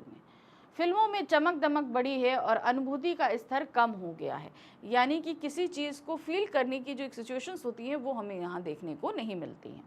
यही कारण है कि जहाँ राज कपूर के दौर की फिल्में अपने प्रदर्शन के पश्चात दर्शकों के दिलो दिमाग पर एक स्थायी प्रभाव छोड़ने में सक्षम थी, यानी कि एक बार वो फिल्म देख लो तो वो सालों तक याद रहेगी। लेकिन आज कोई फिल्म देखो 4 दिन बाद हमारे दिमाग में उसकी कोई झलक नहीं रहती है ना। वहीं आज के दौर की फिल्में कुछ ही दिनों में दर्शकों के स्मृति से गायब हो जाती हैं, यानी कि हमें याद ही नहीं रहती। अब आप कोई पुरानी फिल्म उठा के देखोगे आपको बहुत दिनों तक याद रहेगी। आज के ज़माने में अभिनेता अभिनेत्री फिल्म को सिर्फ पैसा कमाने का व्यवसाय मानने लगे हैं, यानी कि उनसे हमको सिर्फ इस फिल्म से कितना पैसा मिल जाए ये होता है। हम क्या काम कर रहे हैं, कैसा काम कर रहे हैं, इससे किसी को कोई मतलब नहीं। जबकि राज कपूर के समय में यह माध्यम एक कला साधना के रूप में विकसित था, यानी कि हम एक कलाकार हैं, फिल्म में काम करना हमारे लिए बहुत बड़ी बात है, कला की साधना करना है। तो लेकिन आज क्या है, आज सिर्फ प्रॉफिट पे काम, पैसा, इनकम, इस पे काम हो रहा है। तीसरी कसम, पाठ का प्रतिपाद्य लिखिए। अब ये पूरी कहाँ पाठ तो हमने पढ़ा, इसमें ना पाठ का सार लिखना है ना सारांश लिखना है। ये पाठ क्या हमें बता रहा है, क्या चीज़ समझाना चाह रहा है, किस उद्देश्य से हमारे सामने प्रस्तुत किया गया है, हमें ये बातें यहाँ पर लिखनी है। देखिए क्या इस पाठ का उद्देश्य प्रसिद्ध गीतकार एवं फिल्म निर्माता शैलेंद्र द्वारा बनाई गई तीसरी कसम फिल्म की विशेषता बताना है कि ये फिल्म अपने आप में क्या है। इस उद्देश्य से ये पाठ लिखा गया है। लेखक ने इसके द्वारा स्पष्ट किया है कि जिन फिल्मों का कला पक्ष अधिक मजबूत होता है, कला पक्ष का मीन्स होता है कि जहाँ पर इमोशन वैल्यूज ज़्यादा स्ट्रॉन्ग होती हैं जिस फिल्म में, उन्हें समीक्षकों की प्रशंसा और पुरस्कार तो बहुत मिल जाते हैं, किंतु ऐसी फिल्में बाजार में अधिक सफल नहीं हो पाती, यानी कि प्रॉफिट नहीं कमा पाती, लेकिन एप्रिसिएशंस उनको बहुत मिलते हैं। इसका कारण यह है कि साहित्यिक अभिरुचि से बनाई गई इस फिल्मों में सस्ता मनोरंजन अधिक नहीं होता, क्योंकि वो हमारी जीवन से रियलिटी बेस्ड होती हैं। इसलिए उसमें कोई भी चीज़ हम आर्टिफिशियल नहीं करते, जो चीज़ जैसी है वो वैसी ही रखी जाती है। कि फिल्मों में गहरी कलात्मकता और संवेदनशीलता होनी चाहिए, उनके द्वारा समाज को कोई ना कोई सकारात्मक संदेश अवश्य जाना चाहिए तथा वे समाज को कुछ संस्कार भी प्रदान करती हैं। तो ऐसी फिल्में जो हैं वो कहीं ना कहीं एक मोटिव से बनाई जाती हैं, एक हमारे सामने एक सीख छोड़ती हैं कि हमें इस चीज़ों को समझना है, अपने जीवन में उतारना है। जैसे हमारे सामने जो तीसरी कसम फिल्म रखी गई ना, इसमें सबसे बड़ी सीख ये थी कि हम सभी के जीवन में आने वाली परेशानियां तो होती हैं, लेकिन इन परेशानियों से हमें निराश होकर हार कर नहीं बैठना है। हमें जीते रहना है, लड़ते रहना है और सपने देखते रहना है, क्योंकि वो सपने हमें कहीं ना कहीं आगे बढ़ने के लिए मोटिवेट करते हैं। और ये संघर्ष हमें ये जो हम अपनी परेशानियों से लड़ते हैं ना, तो ये परेशानियों से लड़ने का तरीका हमारे जीवन के एक्साइटमेंट को बनाकर रखता है। ये बहुत बड़ी सीख इस फिल्म से मिलती है। तो पहले की जो फिल्में हुआ करती थी वो इसी मोटिव से बनाई जाती थी कि हमेशा इसको जो कोई देखे वो कुछ सीखे। आप पुरानी फिल्मों को उठा कर देखिएगा, आपको कोई ना कोई एक सीख या संदेश मिलेगा ज़रूर। ठीक है, चाहे आपके क्या कहते हैं फैमिली वैल्यूज़ मिलें आपको, या कुछ आपकी परंपराओं के बारे में, संस्कृतियों के बारे में, किसी न किसी के बारे में आपको कोई ना कोई सीख उन फिल्मों से मिलेगी ही मिलेगी। लेकिन आजकल की फिल्मों में ये सारी चीज़ें देखने को नहीं करी जाती, क्योंकि आजकल की फिल्में सिर्फ महज एंटरटेनमेंट के लिए बनाई जाती हैं, लोगों को कुछ दिखाने या समझाने के लिए नहीं। प्रश्न संख्या 22 है, तीसरी कसम पाठ का प्रतिपाद्य लिखिए, जो कि अभी हमने लिखा। आशय स्पष्ट कीजिए। व्यथा आदमी को पराजित नहीं करती, उसे आगे बढ़ने का संदेश देती है। बात सही है, हमारे जीवन में आने वाली परेशानियां हमसे ये नहीं कहती कि तुम हार कर बैठ जाओ। अगर आप सही तरीके से समझो इनको, तो ये हमें बोलती हैं कि इन परेशानियों से लड़ो, संघर्ष करो और आगे बढ़ो। क्योंकि देखिए, मनुष्य है ही अपने कर्म करने के लिए। अगर वो कर्म को ही छोड़ देगा तो वो आगे बढ़ेगा कैसे? अब परेशानियां सबके जीवन में आ गई, व्यथा मतलब तकलीफें, परेशानी। अगर हम इनसे हार कर बैठ जाएं तब तो हम आगे बढ़ ही नहीं पाएंगे ना, बढ़ पाएंगे? कभी नहीं बढ़ पाएंगे। तो वही चीज़ है कि ये हमें हमेशा आगे लड़ने के बारे में बोलती है। कवि शैलेंद्र के गीतों को ध्यान में रखते हुए लेखक कहता है, शैलेंद्र ने बताया है, दुख मनुष्य को आगे बढ़ने की प्रेरणा देता है। जबकि मुश्किल आती है तो उससे छुटकारा पाने की बात सोचने लगता है। भाई परेशानी आई नहीं, जल्दी से पीछे छूटे। अर्थात मनुष्य जीवन में हार नहीं मानना चाहता। अब मान लीजिए, अब आज के समय में है, आपके एक बोर्ड के एग्ज़ाम आने वाले हैं, पढ़ते पढ़ते परेशान, हमें नहीं पढ़ना, हम सब रख देते हैं, जाने दो, एग्ज़ाम आएंगे दे लेंगे। तो क्या आप बताइए, आपके जीवन में जो थोड़ा संघर्ष था, अगर आपने उसे छोड़ दिया तो क्या आप बोर्ड में अच्छे मार्क्स ला पाओगे? नहीं। ये परेशानियां, ये तकलीफ़ें हमें हमेशा आगे बढ़ने के लिए मोटिवेट करती हैं, इनको ध्यान रखिएगा। व्यथा आदमी को पराजित नहीं करती, बल्कि आगे बढ़ने का संदेश देती है। यह प्रस्तावना सही प्रतीत होती है, क्योंकि व्यथा और कठिनाइयाँ हमारे जीवन का हिस्सा होती है। हम सभी के जीवन में ये होता है। आप किसी को, दूसरे को देखो, और इसका जीवन बहुत अच्छा है, उसके जीवन में उसकी अपनी परेशानियां होंगी, आपके जीवन में आपकी अपनी परेशानियां। सबके जीवन में अलग अलग परेशानियां होती ज़रूर हैं, और मनुष्य इन व्यथाओं और समस्याओं से गुजरता है, उससे सीखता है और समस्याओं से निपटने की नई दिशाओं को खोजता है। व्यक्ति अपनी इच्छा शक्ति और सामर्थ्य से आगे बढ़ता है। यानी कि हमने अगर अपने अंदर इस चीज़ को ठान लिया कि हमें ये करना है, तो उसके अंदर वो ताकत अपने आप आती है और वो उन परेशानियों से लड़ता हुआ आगे बढ़ता रहता है। प्रश्न संख्या 23 है, शैलेंद्र तो फिल्म निर्माता बनने के लिए सर्वथा अयोग्य थे। लेखक ने ऐसा क्यों कहा है? इसका सबसे बड़ा रीज़न ये है कि जब आप किसी फील्ड में उतरते हैं तो उस फील्ड के अपने कुछ नियम कायदे होते हैं।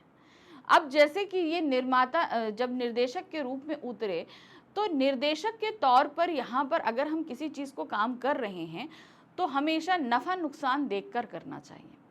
लेकिन यहाँ शैलेंद्र के अंदर वो प्रॉफिट और लॉस वाली कोई बात ही नहीं थी। वो यहाँ पर काम करने, किसी भी तरह से प्रॉफिट कमाने नहीं आए थे, वो आत्मसंतुष्टि के लिए आए थे।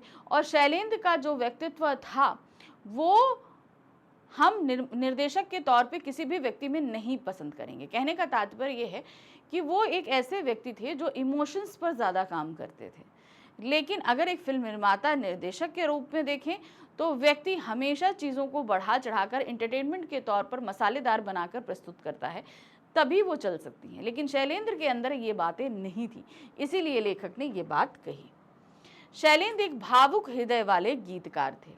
फिल्म निर्माता बनने के लिए वह सर्वथा अयोग्य थे, क्योंकि वहां पर भावुकता कहीं काम ही नहीं आनी है। क्योंकि जब शैलेंद्र ने संगल फिल्म बनाने का प्रस्ताव राज कपूर के सामने रखा, तब ही एक अच्छे मित्र की हैसियत से, सॉरी यहाँ पर संगम नहीं होगा, यहाँ पर होगा तीसरी कसम, ठीक है। संगम तो राज कपूर ने बनाई थी ना, शैलेंद्र ने नहीं बनाई थी।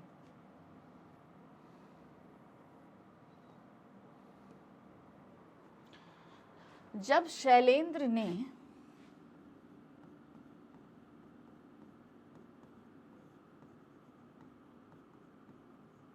कसम फिल्म बनाने का प्रस्ताव राज कपूर के सामने रखा, तभी एक अच्छे मित्र की हैसियत से राज कपूर जी ने उन्हें फिल्म की असफलताओं के बारे में आगाह कर दिया था कि ये फिल्म फ्लॉप हो सकती है। शैलेंद्र ने संवेदनशीलता का गुण था, उसमें सच्चा कवि हृदय भी था। वे भावुक व अनुभवी थे, परंतु भावुक फिल्में अधिकांश लोग पसंद नहीं करते। इमोशनल मूवीज जो होंगी वो लोग नहीं पसंद करते, क्योंकि कहीं ना कहीं उन्हें वो और दुखी कर देती हैं। इतनी विशेषता होने के पश्चात भी वह फिल्म निर्माण के लिए अयोग्य थे, यानी कि उनके अंदर जो विशेषताएं थीं वो इस फील्ड के लिए नहीं थी। इस फील्ड के लिए थोड़ा सा चतुर, असंवेदनशील व्यक्ति चाहिए था, थोड़ा क्या कहते हैं ना, प्रॉफिट लॉस के लिए जो व्यक्ति होता है वैसा, वो व्यक्तित्व तो शैलेंद्र के अंदर नहीं था। लेखक ने राज कपूर को एशिया का सबसे बड़ा शोमैन कहा है। शोमैन से क्या अभिप्राय है? सबसे पहली बड़ी बात ये, शैलेंद्र तो फिल्म निर्माता बनने के लिए सर्वथा अयोग्य थे, लेखक ने ऐसा क्यों कहा है? अब यहाँ पर देखिए, जो लास्ट वाला जो हमारा एक क्वेश्चन था ये हम पहले पढ़ चुके हैं, ठीक है। अब अगर हम बात करें यहाँ पर पहली बात कि लेखक ने राज कपूर को एशिया का सबसे बड़ा शोमैन क्यों कहा है, और शोमैन क्या होता है? शोमैन का मतलब होता है शो। शो मतलब शो जो लगाता है, यानी कि जैसे फिल्म में है, फिल्म में भी शो लगता है, शो चीज़ों को दिखाना, मैन। तो एक ऐसा व्यक्ति जो शो करने के लिए परफेक्टली सही हो, जिसके द्वारा जो काम किया जा रहा है वो एकदम परफेक्ट और बेस्ट हो, वैसा व्यक्ति। देखिए क्या है, भारतीय मीडिया में राज कपूर को अक्सर भारतीय सिनेमा का महानतम शोमैन कहा गया जाता है। वह एक अभिनेता, निर्देशक, निर्माता भी थे। शोमैन से तात्पर्य एक आकर्षक व्यक्तित्व, प्रसिद्ध प्रतिनिधित्व व कला में निपुण व्यक्ति से है। कहने का मतलब है वो जो काम कर रहा है उस फील्ड में बेस्ट है। ये चीज राज कपूर के अंदर थी। राज कपूर को भारतीय सिनेमा का चार्ली चैपलिन भी कहा जाता था। अब चार्ली चैपलिन को आप लोगों ने देखा है, वो कभी कोई अल्फाज मुंह से, वो क्या कहते हैं, साइलेंट कॉमेडी करते थे। आपने देखा साइलेंट कॉमेडी? वो अपनी एक्टिंग के जरिए ही सारी चीजें सामने लोगों को समझा देते थे। तो भारतीय सिनेमा का चार्ली चैपलिन का मतलब क्या है? आंखों से बात करने वाला एक्टर, जिसके लिए संवाद की जरूरत, डायलॉग्स की जरूरत नहीं पड़ती थी। इनकी सभी फिल्में फिल्मांकन के सभी मापदंडों पर खरी उतरती हैं। उनका अभिनय इतना जीवंत व कौशलपूर्ण था मानो पात्रों में जान फूंक दी हो, यानी कि आप कैरेक्टर्स में अगर आप देखोगे, बात करोगे तो वो रियलिस्टिक कैरेक्टर लगते थे। इनकी फिल्में गीत, संगीत, फिल्मांकन, अभिनय, कहानी आदि की दृष्टि से बेजोड़ थी, इसीलिए इन्हें इतनी प्रसिद्धि मिली। मतलब वो सिर्फ अपने काम पे ही नहीं, फिल्म की हर एक क्षेत्र की बारीकी पे बहुत ध्यान रखते थे। इस वजह से इनकी फिल्में बहुत प्रसिद्ध होती थी। अब आजकल की चीज़ों में आप देखेंगे ना, इतनी ज़्यादा बारीकियों पर काम नहीं किया जाता। शैलेंद्र के गीतों की क्या विशेषता है, अपने शब्दों में लिखिए, ठीक है। तो शैलेंद्र के गीत हम सभी को कहीं ना कहीं अंदर तक जो है महसूस करने वाले होते थे। अब इनकी विशेषताओं को ध्यान दीजिएगा। शैलेंद्र के गीतों की निम्नलिखित विशेषताएं हैं। पहला है, शैलेंद्र के अधिकांश गीतों में भावना को ही प्रधानता, यानी कि इमोशंस उनमें जो है वो सबसे आगे होते थे। संवेदनशील और भावनात्मक होते हुए भी इन गीतों के बोल कठिन नहीं होते थे, यानी कि जो शब्द इस्तेमाल किए जाते थे उनमें कठिनता नहीं होती थी, लोगों को आसानी से समझ में आ जाए ऐसे होते थे। अच्छे विचार, मनोरंजक और आम बोलचाल के होने के कारण लोगों के दिल और जुबान पर अच्छी तरह चढ़ जाते थे। क्योंकि जो शब्द होते थे वो आम बोलचाल के होते थे, तो लोगों की जुबान पे भी वो गीत आसानी से चढ़ते थे। शैलेंद्र के गीतों को समाज का हर वर्ग अपने दिल के करीब पाता था। हम ये नहीं कहते कि सिर्फ आप यंगस्टर्स ले लीजिए, बच्चों को ले लीजिए, बुजुर्ग ले लीजिए, आदमी ले लीजिए, औरत ले लीजिए, किसी को भी ले लीजिए, हर वर्ग उसको गुनगुनाने के लिए मजबूर हो जाया करता था। शैलेंद्र के गीतों में शब्दों से खेल इस प्रकार होता है कि नया होने के बाद भी वह श्रोताओं और दर्शकों को पसंद आता। 4 दिशाओं के स्थान पर 10 दिशाओं वाला उदाहरण इस बात का प्रत्यक्ष प्रमाण है। यानी कि वहां पर अगर आप कोई नई चीज भी रख दो तो लोग उसे आसानी से समझ जाते थे कि नहीं, ये जो चीज रखी गई है ये होती होगी, और लोगों को वो पसंद भी आता था। उनके गीत करुण रस प्रधान होते हुए भी श्रोताओं की परिस्थिति से पराजय मानने को विवश नहीं करते थे, अपितु उनका डटकर सामना करने को प्रेरित करते थे। उनके जो गीत होते थे उनमें करुणा होती थी, दुख होती थी, तकलीफ होती थी, लेकिन तब भी वो व्यक्ति को कभी हार मानकर अपनी परिस्थितियों से बैठने के लिए नहीं कहते थे। वो कहते थे नहीं, ये समय ऐसा है, ठीक है, दुख है, तकलीफ है, लड़िए और उन परिस्थितियों से लड़कर आगे निकलिए। ये उनके गीतों के जरिए ही हमें, उनके शब्द आप गीत सुनोगे ना तो पहले तो आपको उनमें कहीं ना कहीं उन तकलीफों का वर्णन किया जाएगा। जब आप अंतरा पे आओगे तो उन तकलीफों से लड़ने के लिए आपको प्रेरित करते हुए जो है उनके अंतरे होंगे। ये विशेषताएं थी शैलेंद्र के गीतों की। तो ये था हमारा चैप्टर तीसरी कसम के शिल्पकार शैलेंद्र, जहां पर हमने करीबन आज 25 वर्णनात्मक प्रश्नों को किया। आई होप आप बहुत अच्छे से समझे में होंगे कि कैसे कैसे प्रश्न आपसे पूछे जा रहे हैं। तो बस इसी तरीके से आपको प्रश्नों की प्रैक्टिस करनी है। जैसा कि मैंने कहा, प्रश्न बदल जाएंगे लेकिन उत्तर कहीं ना कहीं आपके जाने पहचाने ही रहेंगे। तो बस प्रैक्टिस करिए और बढ़िया से तैयारी करके हम मिलेंगे अपने बोर्ड एग्ज़ाम्स के पेपर में, कि देखेंगे कि मैम ने जो चीज़ें पढ़ाई हैं, समझाई हैं, वो ज़रूर आएंगी। ठीक है, चलिए अब हम मिलेंगे अपने नेक्स्ट चैप्टर में, जहाँ पर हम देखेंगे फिर से कुछ नए प्रश्नों को। Thank you for watching, bye bye.